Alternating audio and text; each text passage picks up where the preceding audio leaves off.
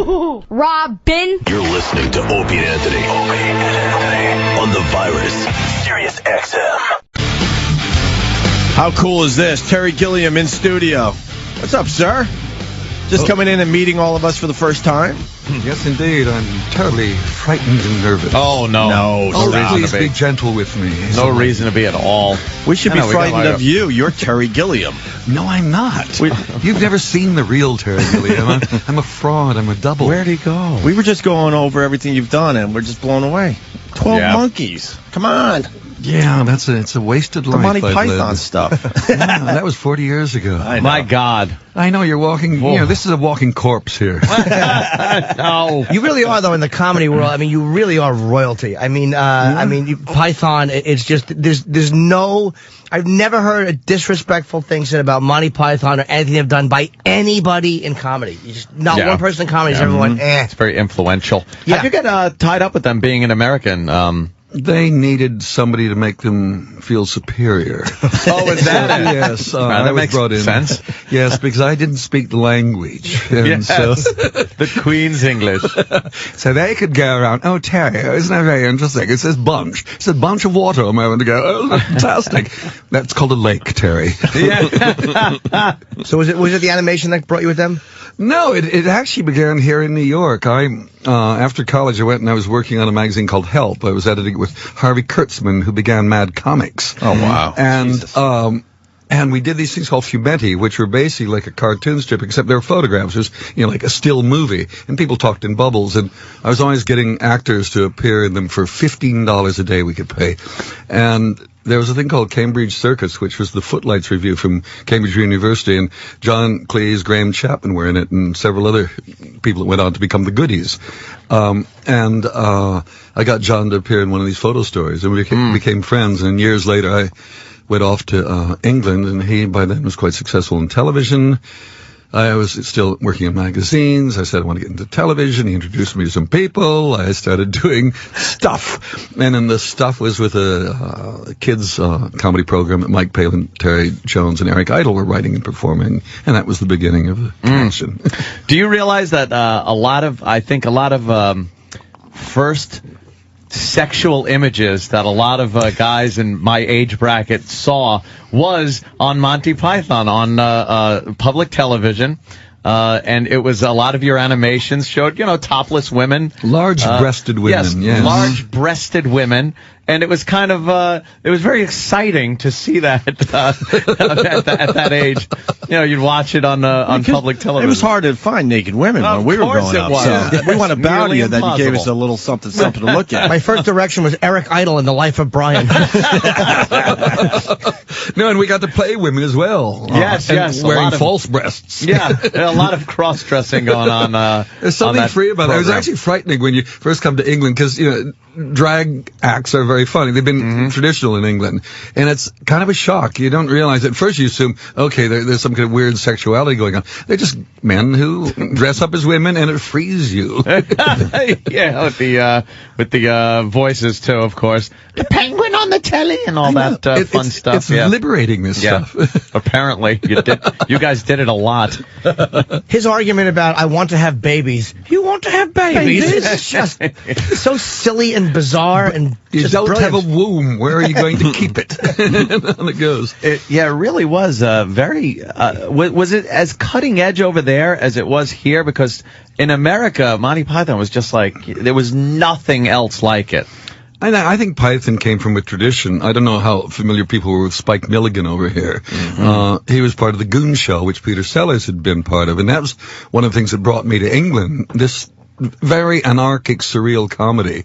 And I think we were just the children of that. And then, obviously, our children have been South Park and Saturday Night Live and blah, blah, blah. You just pass it on. Yeah. Did you guys resent like the big names in in British comedy, at least in America, we're always you heard about Monty Python and Benny Hill. Like those are the two shows. Did you guys like Benny Hill? Or did you look down on Benny Hill, or did you think it was? Well, that was always was funny when we came to America because somehow we were compared. We seemed to be the same kind of comedy. Oh hell no! And we just went, what the fuck is this? The man just does tit jokes. Sorry, we do tit jokes as well. No, we seem to be at opposite ends in England, but in America it was very different. Yeah. The two shows. I never understood that. Yeah, there was a lot of just great Monty Python, a lot of great non sequiturs that just didn't make any sense, but were hysterically funny. Just left you sitting there going, "What the hell did I just say?" Well, we had 6 people, all who were pretty good at what they did, and nobody telling us don't do that, don't work for this kind of audience. It was just to please ourselves. Right. In fact, it pleased a lot of people. It was quite a big surprise to all of us. We remember those days. Those days were fun. When you just you just did it to please yourself, and you didn't have to worry about lawyers and political correctness and all that other You horse could shit. just go into the bathroom, We had close a few the door, years get of the that. magazine out, and please yourself. Please yourself. We had a few years of that. It was nice. And now you're corporate, are you? Yeah, now we're fighting just corporate Terry, shills. we're fighting the good fight. You'd be proud, but We try. but it's getting exhausting. Really? Yeah, it's I mean, this is actually what's happening. It's happening in films and everything. All the talent is being pushed out, and the last people on the sinking boat are the bureaucrats. Yes. Ba-boom. Yeah, they never fire each other. They just go from job to job. They give themselves raises when they put raises. This is every company on it, freezes on everybody else, and they never fire themselves for their shitty programming decisions. It's just the talent that gets dumped. Eric Idle said something recently, maybe it was a year ago, about likability, because there's an obsession with likability in comedy, and he goes, I don't want you to be likable, I want you to be funny. Like, I like somebody who makes me laugh. And he's right. This obsession with being nice and being marketable and pinchable, it's like, that doesn't mean you're funny. Yeah. No. I mean, we went out of our way to shock people all the time. It was trying to keep people awake. Television is such a deadening kind of art form. So if we could do things to shock, there was one thing we never did, which I wanted to do, which was do a program where we're slowly turning the sound down as we're doing this thing. So it's down to almost nothing, and everybody giving people at home time to get up and turn the volume up on their television set, Yes. and man, blast them with the biggest sound we could and blow up every set in the country. We didn't do that. we kind of did something like that on radio. Yeah? Yeah. We said we had something that was really important, but we have to whisper it, so turn up your radio real loud. Man. And then we blasted a scream. Great. Yeah. I think it's important. I mean, I think with Python, also it was easier then, which, you had 3, then 4 channels in England television. So everybody was seeing the show at the same time. I mean, now everything is the great diaspora has occurred. There's a million radio stations, there's 900 television stations. So that experience of all being together, an entire country doing something together at one time. Yeah, true. is gone. DVR'd, everything's, watched at a different time. You can record it and then watch it later. And there isn't that really the next day where people start talking about what they saw the previous night. Which was such a great feeling when everyone was talking about the exact same thing. And that's what was now happening there's a with weird Python. catch-up thing. Like, I talked about that 2 weeks ago. It's hard. I'm curious whether we'll all come back to a smaller number of sources. I think the social networking is helping that. Because, is it helping or hurting it? Well, no, like the Tiger Woods thing. I mean, everyone's on it right now. You know what I mean? They're just... Every woman in the country's on it. Barely on it. There's money. Yeah. What do you think of that whole thing? Tiger and his Woody. You think it's a great story, isn't it? It's incredible. I mean, to have somebody that clean, Thank you. perfect, to suddenly become human. Right. Thank you. Yeah. And apparently, they're saying, I didn't realize, we were talking about it last night, that, golf is the most adulterous sport out there. And finally, he's blown the cover of the whole thing. And all the golfers hate him.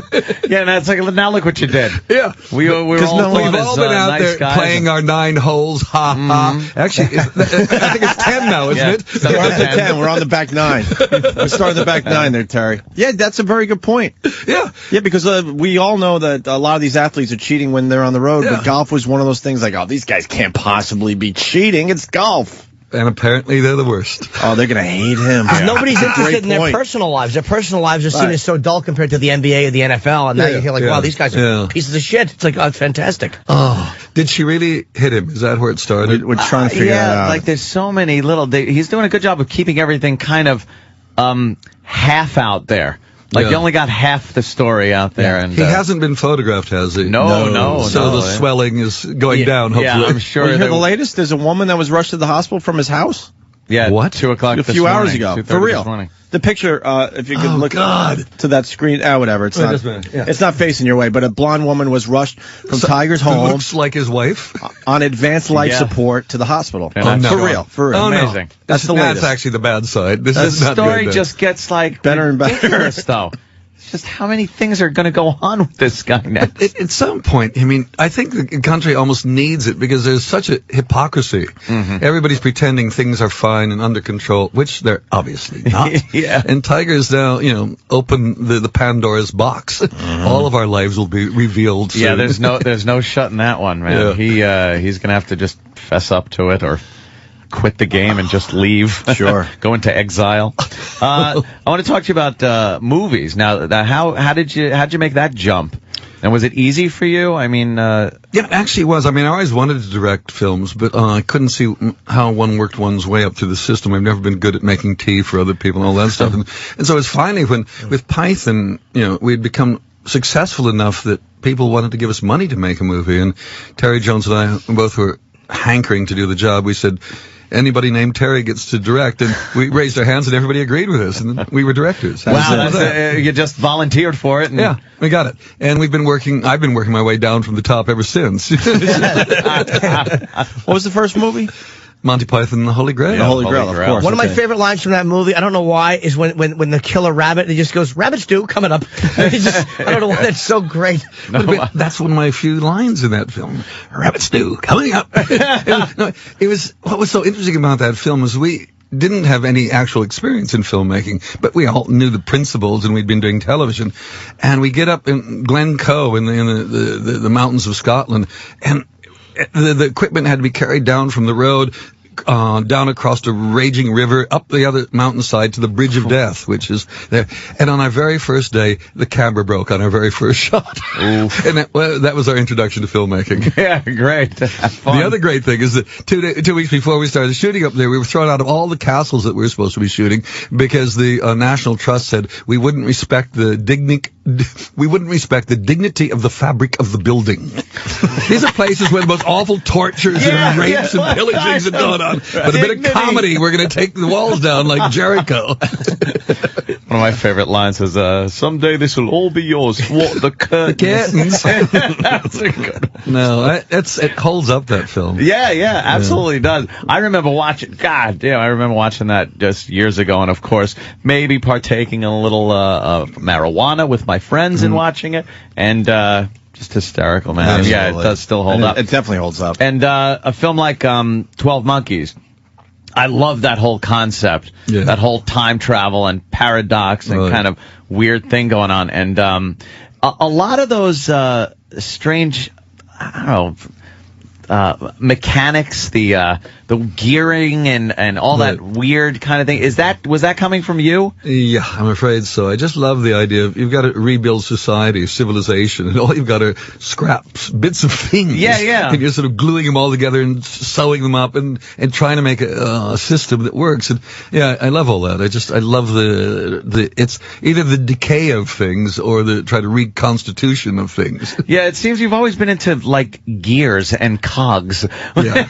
It's how things work. At least they used to work until the electronic age come. Now, I'm so frustrated because before a cog, you could get your file out and make it work or clean it out. I don't know what happens. Now, we just throw things away. Throw it away, buy a new one. Yeah, exactly. What makes you laugh? What would you say is your favorite all-time comedy or something that you can watch over and over and laugh? I don't do. It's like I don't even watch Python because laughter to me is based on surprise. And that's what always gets me. So it's like something like Bill Hicks. I'd never seen his work, and then somebody said, "Bill Hicks, you got to see it." And I got all these CDs, DVDs of his stuff, and the man is an utter genius. Yeah, love Bill Hicks. Oh, I mean, when I was younger, it was Lenny Bruce, because he really did break the bounds, and we did something in Life of Brian, it was a bit Lenny Bruce-like, because he was trying to always take the sting out of words. And you can't say the N, all this thing, people are frightened of words. And the minute you're frightened of words, you're frightened of thinking. It starts happening. So we've got this scene in Life of Brian where Brian, his mother says he's son of a Roman. And he said, Roman, I'm a Jew. I'm a Red Sea pedestrian, a kike, a shady. And he says every derogative word you could say to somebody Jewish, and I'm proud of it, is what he says. And I thought that was so important to take all the words, all the negative words, pile them together and say, fuck you, I'm proud of it. Yeah. You call me whatever you want. We still haven't learned our lesson. No. Because now the N-word thing is ridiculous. Now more people are actually saying the word by saying the N-word. Well, they got into a thing recently in London. Somebody was referring to black Americans and said African Americans, and right. They were told they said Afro Americans, and it was corrected because African Americans. So the N letter is still very important, if not the N word. Apparently, yes. And that kind of distinction is ridiculous because it's missing the point. I mean, to me, because I was very much involved in the civil rights movement, and I thought the whole point was we would all be equal, so skin color didn't matter. So if it's a black guy, I could call him a bastard because he's a bastard, not because he's black, or anybody. I just want that freedom to be honest about who people are and what they are. Yeah, how come you can't just call someone an asshole if they're being an asshole without being accused of having racism some or ulterior sexism motive? Some kind of sinister motive. Sometimes people are just assholes. Yeah. And you want to be able to use the words that are appropriate. Exactly. Good English. Did you guys get any, was there any criticism you got in for doing Python that actually surprised you? Or things that people objected to that you were like, I can't believe they're bothered by that? It was actually John Cleese actually vetoed one little bit of mine, one animation of mine, which was shocking. We had this principle that if somebody in the group didn't like it so severely that they could actually exercise a veto. And we had a thing going on about silly religions. And at one point, this silly vicar is on the phone and there's some sort of interference on the phone line. And I'm following telephone poles with the lines going, and we're bouncing across the countryside. And suddenly, boom, we come to one and there's a robber hanging on it, and the next one has got Jesus hanging on it, and the next robber, it's the crucifixion, and that was the static on the line, and John panicked about it and said, I'm going to use my veto, and it was cut out of the show. Did he panic about that because of repercussions he thought was going to happen, or did it personally? I think it was repercussions. I think he thought we were going to offend too many people. But then we went on and did Life of Brian. Which, wow. And back then, that was something, like in the mid-'70s, early '70s, that was something going, like the church, that wouldn't get you in trouble. Islam would get you in trouble. But back then, addressing Catholicism like that would get you in trouble. Real brave for the time. Well, in the States, I mean, I remember Variety, the trade magazine, Showbiz magazine, there were on one whole page about Life of Brian. There were 2 columns on the Catholics protesting, 2 columns on the Jews protesting, two columns on the Protestants. We got them all. And I thought, that's how happy were you? Yeah, all right. He did the thumbs up. Yeah, good. Your movie, I saw, here's the story behind this movie, which I saw half of it, and I'll tell you why. Because we got to screen our DVDs, and we get up at 5 in the morning to do this. And I put it on last night, and I didn't want to fall asleep because I have been up for almost 24 hours, and I loved it. I mean, I'm not being polite. It was fucking great. It's visually like in a really an amazing movie. It's like they're traveling around in what looks like how would you describe the apparatus they're traveling in? It's like a stage show that travels, but it folds up and it's a house. It's like almost this very weird gigantic wagon, horse drawn, that opens up, like a pop-up book. And it kind of opens up like that, and there's this fantastic little stage there with this strange show going on. The idea was that this thing almost comes from another time into a modern city, and it's the most extraordinary thing you've ever seen, and nobody's paying attention. They're too busy drinking or shopping, and there's wondrousness there. And this is Dr. Parnassus and his traveling imaginarium. It's so great because I won't give anything away, but there's one scene where this thing is parked on top of a bridge, and it's in a modern city, and there's this thing from what looks like the 1800s park, and there's a guy who is hanging by the neck under a bridge. It's just a great movie. Tom Waits is in it. He's fantastic. He's brilliant. We got to ask you about Heath Ledger. Yeah. I mean, that almost blew the whole project. I mean, well, halfway through the film, we just finished shooting in London. We've been 4 weeks, and we finished on a Saturday night. Heath went to New York. I went to Vancouver, where we're going to do all the blue screen work. And 2 days later, I come into the office, and there on the BBC website, Heath Ledger found dead, which was clearly impossible. I mean, we'd been together before. I was going to ask you, were there any signs on set, right? This man was so full of life and vitality and fun. And even now, I mean, we're now talking 2 years, whatever it's been. It's hard to even work it out in my head what happened, because I don't know what happened. He just suddenly was alive, and then he was dead. And we had a little problem then. How do you finish a film halfway through when the star isn't there? And I didn't really know what I was going to do, but I called Johnny Depp up because he was a very close friend of Heath's. And I said, I don't know what to do. I might just go home, close the whole thing down, because I don't know. And he says, well, whatever you decide to do, I'll be there. Wow. And that was the beginning of the salvation of the movie. And then I basically did a little bit of rewriting and decided every time you go through this magic mirror in the Imaginarium, if you're with somebody else, their imagination may be stronger than yours, and they may be imagining you the way they would like you to be. And suddenly you have passed that Johnny Depp, Colin Farrell, and Jude Law all become other aspects of the character that Heath was playing. And it works. And people who've seen it, who don't know the whole story, just assume it was written. And that's how it was written. What's amazing is you got those three guys. Yeah, but I mean, I just started calling close friends of Heath because I really wanted to keep it in the family. And, and they were able to adjust their schedules, and we did it. And they did it, to make it even more amazing, they did it for nothing. They gave all their money to his daughter. Oh, wow. Wow. This does not happen in showbiz. No. It's the one we would like to, and I don't think it's ever happened in the cinema. And the fact that it works is what I begin to think at a certain point. I get almost spiritual about it. I think there's a movie god making the movie. Sure. I'm just the hand that writes. Everyone is saying you pulled it off. Everybody. Because most people at first are like, wow, I guess this is it. There's no way he's going to be able to, figure this one out. But you did. It works. You definitely did. Yep. The reviews on it are great. Oh, it's a fantastic. I don't normally like my movies. This one is extraordinary because I don't think I made it. I think the movie god made it. Why don't you like your movies? No, I get... Listen, just because you're too close to it. Yeah, when you've been on it so long, and when you're cutting a movie, I've probably seen it 150 times. At a certain point, enough. I want to get on and start living a life again. Sure. Yeah, but no, I also want to be able to get away from them. So maybe 10 years later, I can come back and look at them and see them like not me, but as just any old buddy going in and watching a movie. Mm-hmm. I've never seen one of my own movies not as me. Really? Yeah, true. So, yeah. I always wonder about directors that have such a distinct look to their films. I mean, you could look at Kubrick, obviously. Spielberg's another one that you just watch the movie, and from the camera moves, you just know it's a Spielberg movie. You have that also. You watch the movie, and just from the way the camera's moving and other aspects of the direction, you know it's you. Are you conscious of doing that, or is that just something that happens like handwriting would? Or? Yeah, it is. It's that sometimes people want to talk about it, and I don't know what they're talking about because I can't describe it. I don't know what it is I do. I just do.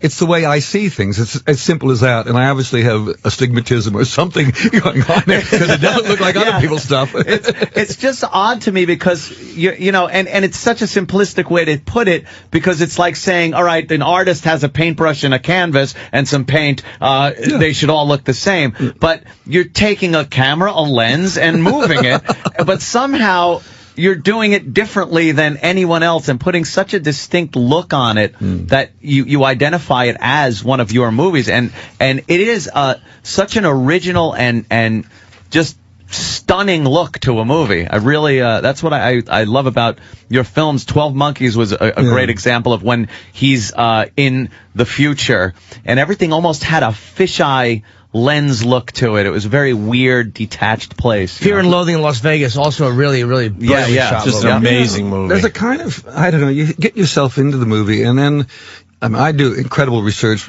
prepare for the whole thing, and on every level, and also I'm kind of playing God because I get to create a world, and every detail I'm involved in the detail. And then that's obvious, I use wide-angle lenses because it's about not just people, but it's about people in an environment, a place, so that everything is part of the storytelling. Yeah, process. It's always very big. There's a lot of size and grandeur to your shots. You smoke a lot of pot. Interestingly enough, I don't. Where's that craziness coming from? I don't know. A natural mutation. Darwin would be so excited about what's going on in my head. Because your imagination is just... Wow. Actually, it was really funny. With Python and all my movies, they always thought we were druggies. Right. And we never were. Really? No, we just, it's that awful John Denver natural high business, which I was a gag. But I realized I'm a natural high guy. A little booze. Ah, yes. Now you're single malt whiskey. You're fine tequila. Now we're talking. Okay, there you go. Hey, how do you feel about like you said, comedy is taking you off guard, which it is. It's catching you by surprise. Like something like a brilliant thing like Sellers and the Pink Panther being remade and bastardized here. I was on the plane a few months ago coming to L.A., and there it was. There was Steve Martin's Pink Panther, which I hadn't seen, and I couldn't believe what I was watching. And luckily, the original Pink Panther was on as well, and I switched on to that. And you just realize how sublimely brilliant Sellers was, and how... I mean, I know Steve. He's a really brilliant guy. I don't know what he was thinking. I don't know what he thought he was doing. Saying that. It's a terrible bastardization of a great film and a great character. We hate when comedies are remade. We just hate it. Other movies, you remake them because, like Anthony has brought up, the technology's different, so you can give it a cooler look or whatever. But comedies, leave them alone. They are what they are. Exactly, and especially when it's something so specific. It was Peter Sellers is what made that stuff. Right, exactly. And so, okay, I'm going to be the new Peter Sellers, and I'm Steve Martin. It's a completely different kind of comedy. Yep. It's a different kind of character. I mean, when I saw, because I hadn't seen the original for so long, and Sellers, he broke your heart because he was so innocent in this thing. Yeah. And his wife is cheating on, everybody is cheating on him, and he's just floating through it in love. It's a tear. I love that kind of comedy. It makes me cry at the same time I'm laughing. Like Planes, Trains, and Automobiles was a good one. John Candy was such a sap, such a broken sap of a guy, and Steve Martin was great in that as a prick. I don't know what he's like. I've only met him once for half a second, but I imagine that's what he's really like. Well, so it came off as great. That's why I like the English version of The Office so much better than the American version, because it's you feel bad for the guy because he's such an ass. He's just such an ass, and it's not this over-the-top psychotic thing that they wound up doing with the American character. It's just this sad sack who thinks he's funny, and people just criticize him right to his face, and he doesn't want to acknowledge it, but he does know. Like, that to me is brilliant. I love that. I mean, it's really funny because it had come out, it had become a big success, the whole first series, and I'm always in my own world, so I hadn't watched any of it. And I was over at my brother-in-law's house for Christmas, and he had the box set of the whole first series,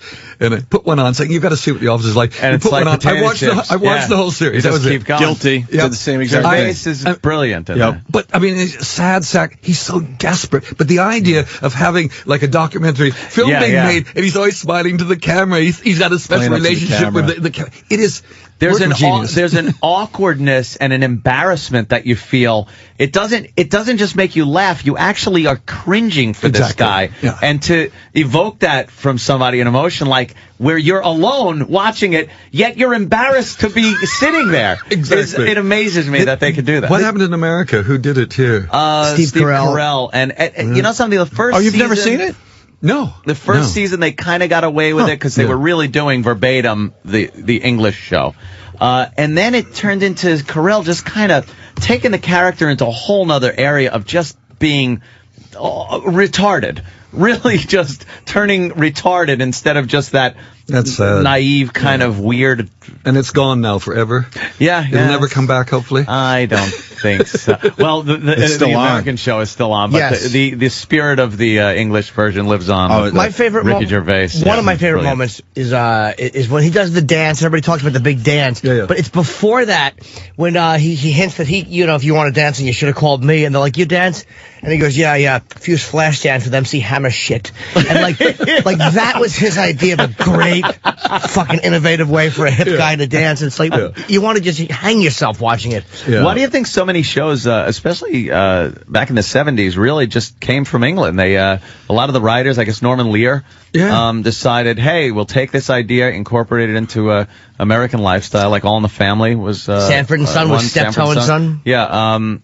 Yeah, it's just odd that we decided that it would work like that. But what was happening was in England, particularly the BBC where Python was, they were totally laissez-faire. Once they said yes to a show, that was it. You didn't have executives coming around there. You just did the show. I mean, And it was that kind of freedom, I think, that allowed really great comedy to come out of England, where in the States, it was still like the three main networks. It was only when cable came that suddenly the floodgates open, and cable suddenly, then The Simpsons, and suddenly we got South Park.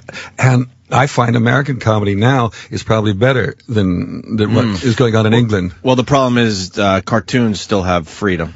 Yeah. We talk about that a lot on our show too. You know, like the South Park and Family Guy could do whatever they want, but you know, now if it's not a cartoon, then there's all sorts of problems, and you can't do this and that, which is ruining, good comedy. I only discovered Family Guy about, probably 7 months ago. Wow. I watch it consistently. It's amazing. It's amazing. It is wonderful. Yeah. Has he ever been on Seth MacFarlane? A few times. Yeah. What's he like? What is it? Pretty boring. He's actually pretty, I love Family Guy, but Yeah. he's nothing like you, Terry. Well, he's much funnier than I am. He's brilliant. It was like pulling teeth with him, to be honest with you. But we're still a big fan. A scene in one of last night's episodes where they're obviously a quick cut, and they change. They're in a lab with a rabbit, and they put lipstick on the rabbit like they're testing cosmetics, and then just shoot the rabbit's head off and go, "Yes, the lipstick isn't bulletproof." It's just killing a little bunny rabbit. It's brilliant stuff. Great. I mean, England has kind of lost it at the moment. I mean, Little Britain, does it come? Have you seen the English version of Little Britain? I liked it. Yeah. It became repetitive, though. I mean, if you watch a lot of it. It didn't take off here, unfortunately. We had those guys in. We liked them. They're very funny. And the first few episodes I saw, I definitely liked the show. Yeah. It was different in England? No, it was the same thing, except they got to do more, and after a while they started repeating themselves a bit too much. And that was the thing I liked about Python. When we felt ultimately we were repeating ourselves, we just pulled the plug. And it was over. Because we're not surprising ourselves anymore. We're just doing the same shit. Do you consider yourself like America? Do you live in America or England, or are you two homes? I hope the police aren't listening, but I am no longer an American. 2 years, or was it 3 now, I renounced my American citizenship. Wow. Having lived 42 years in England and paying taxes in 2 countries for all that time, and discovering when I kick the bucket, the Americans will assess everything I own in the world and make me pay death duty. Not me, my wife, and my wife would actually have to sell the house to pay death duties. And so I said, enough. Good for you. I always heard that England, like for years, was always, oh my God, the taxes over there. Oh, it's crazy. But now I guess it's the other way around. No, it's not. It's just the fact that, what happens. I mean, we bought a house years ago, 25 years ago, for X amount of money, and as property does, it's skyrocketed. And just the house alone, the death duties on that, she would have to sell the house to pay it. Yeah, the thought of paying tax after you die on your stuff. Who came up with that one? That you bought with tax money. Yeah. Who came up with that? Enough. And I mean, I've been rough enough on her in life, and I didn't think I should do it after I'm dead. No. I got to jump in. Some slack. I hear you have a hard out at 8:30. So. What? A hard out. A hard out. What is that? A hard on. Terry Gilliam's got a hard on. I have one question for Terry Gilliam. It's important. Sure. How, after 42 years, have you not adopted the phony accent that Madonna picked up in 3 days? Yeah, I know. The woman's a chameleon. She's a chameleon. I mean, she took up tweeds and sitting on horses. And I bumped into Guy Ritchie in the airport one time, and she had fallen off the horse in his photo shoot, broke her arm. She hates horses, he said, but she had worked very hard to become a tweedy English horse riding woman. No. She's got the Kabbalah, though. That's why she can do this thing. She's a spiritual Jewish woman. mysticism can change your accent overnight. Yes. All of a sudden, she's talking like this, and you're like, exactly. wait a minute, you're from, where's she from, Detroit or something? Yeah, no, she's Italian. Yeah, where's it? Ciccone. Yeah, Ciccone is right. Well, the movie, we didn't realize you had to leave at 8:30. When I saw it, I'll watch the rest of it today. It was honestly fantastic. Great. It's, the acting is amazing. It's beautifully shot, and it's completely unpredictable. Like, I never felt like I knew what was about to happen in the next scene from the moment Ledger's introduced to Tom Waits' character. It's fantastic. That's like many of this gentleman's movies. None of it is really predictable. Yeah, none of it. You don't sit there and just go, oh, I know what's going to happen. Yeah, it's at the end you're just going, holy shit. The funny thing about it is, kids, I've had 7, 8, 9-year-old kids, because adults think it's too sophisticated. Yeah. Kids get it before adults do. Adults have gotten frightened, structured, and they're missing the joy of Good, I guess imagination. it helps in my state of arrested development that I've been in for my entire life. He's got to go. Yeah, he's got to go. Terry, Movie- please, thank Not you. without a photo. The my friend.